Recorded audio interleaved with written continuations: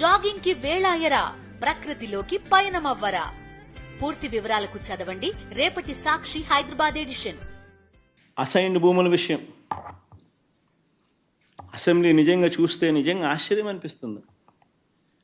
ఎంత నిస్సిగ్గుగా అబద్ధాలు ఆడుతూ ఉన్నారనంటే, ఎంత తప్పుడు ఆరోపణలు చేస్తూ ఉన్నారనంటే, ఎంత విష ప్రచారం చేస్తూ ఉన్నారు అనంటే, నిజంగా దళితులకు సంబంధించిన అసైన్డ్ భూములు ఏ దళితుడైనా కూడా మా ప్రభుత్వం రాకముందు పరిస్థితి ఏమిటి? పేరుకు మాత్రం దళితుల పేరు, అమ్ముకునే స్వేచ్ఛ లేదు. అమ్ముకోలేని పరిస్థితిలో వాళ్ళ ఇంట్లో వాళ్ళకి ఏం అవసరం వచ్చినా కూడా, లేదా వాళ్ళ లీగల్ హెయిర్స్కి వాళ్ళు ట్రాన్స్ఫర్ చేసుకోవాలనుకున్న పరిస్థితి ఏమిటి? అగమ్యగోచర పరిస్థితి. పేరుకు మాత్రమే దళితుని పేరు రిజిస్ట్రేషన్ చేసి తాను ఇవ్వలేడు కాబట్టి చెనిక్కాయలకు, పావులాకు, 10 పైసలకు కొనుక్కోవడము, అది కూడా రిజిస్ట్రేషన్ లేకుండా వేరే వాడు దాన్ని అనుభవించడం. ఇది జరుగుతూ ఉన్న పరిస్థితి మా ప్రభుత్వం రాకమునుపు. మొట్టమొదటిసారిగా వాళ్ళ జీవితాలు మార్చాలని, వాళ్ళ కోసం ఆలోచన చేసిన ప్రభుత్వం ఏదైనా ఉందంటే అది మాది అని గొప్పగా చెప్పగలుగుతాం. 20 సంవత్సరాలు అసైన్డ్ భూమి ఉన్న ఎవరైనా కూడా 20 సంవత్సరాలు దాటితే వాళ్లకు చట్ట ప్రకారం అన్ని హక్కులు వాళ్ళను కల్పిస్తూ ఆ భూములు వాళ్ళ సొంత భూములుగా చేస్తూ ఉన్నాం.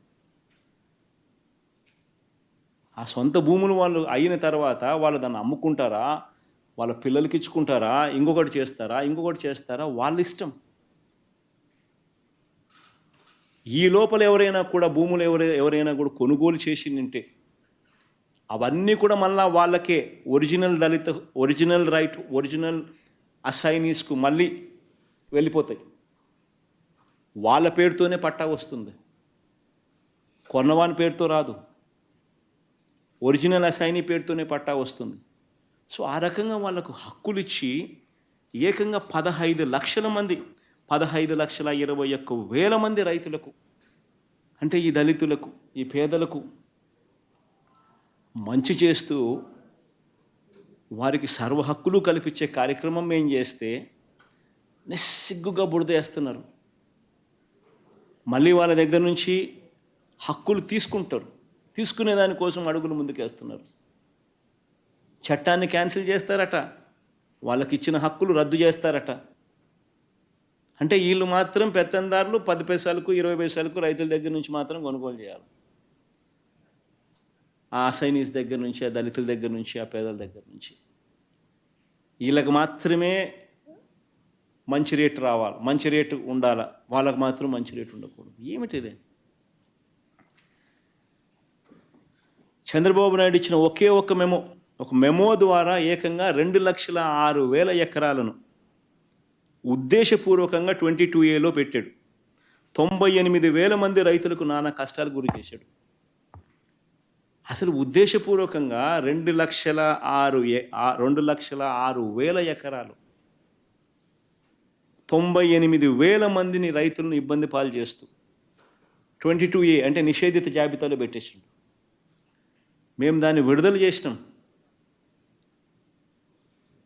నీ భూమి మీద, రైతుల భూమి మీద చంద్రబాబు నాయుడు చేసిన దాష్టికాన్ని విడుదల చేసాం. రైతులను వాళ్ళకు మంచి చేస్తూ వాళ్ళ భూములకు మీద వాళ్ళకు సర్వ హక్కులు కల్పించాం 22A జాబితా నుంచి తీసేసిన తర్వాత.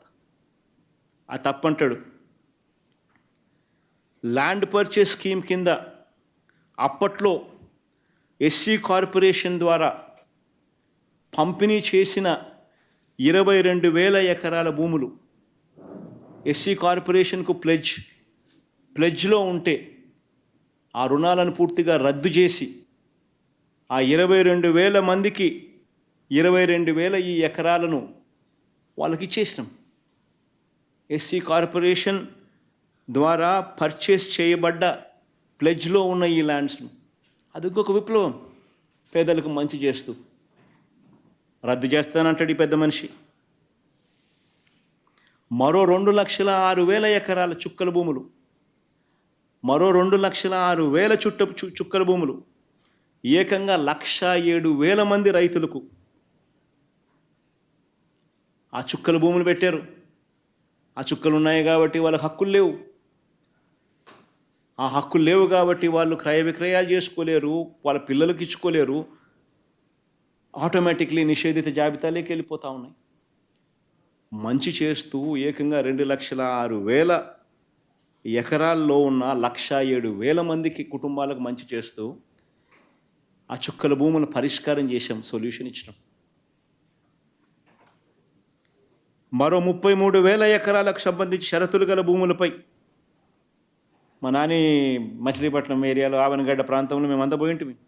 పెద్ద ప్రోగ్రాం, 22,000 మంది రైతులకు అక్కడ 33,000 ఎకరాలకు సంబంధించి షరతులు గల భూములతో ఆంక్షలు పెట్టి వాళ్ళు అమ్ముకునే స్వేచ్ఛ లేదు, అమ్ముకునే పిల్లలకి ఇచ్చే స్వేచ్ఛ లేదు.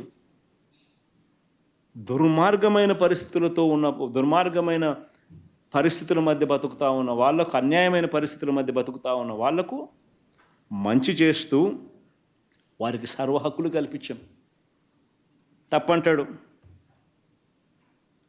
వీళ్ళందరినీ కూడా చంద్రబాబు నాయుడు గారు మళ్ళీ ఏం చేస్తూ ఉన్నాడు, వీళ్ళందరినీ మళ్ళా ఇబ్బందులు లేక నెట్టేసి వీళ్ళకి సంబంధించిన బెనామీలు, వీళ్ళకి సంబంధించిన వాళ్ళు మాత్రం 10 పైసలకు 20 పైసలకు కొనుక్కోవాలని ప్రయత్నం చేస్తూ ఉన్నారు. ఇంతకన్నా దుర్మార్గుడు ప్రపంచ చరిత్రలో ఎవడు ఉండడు.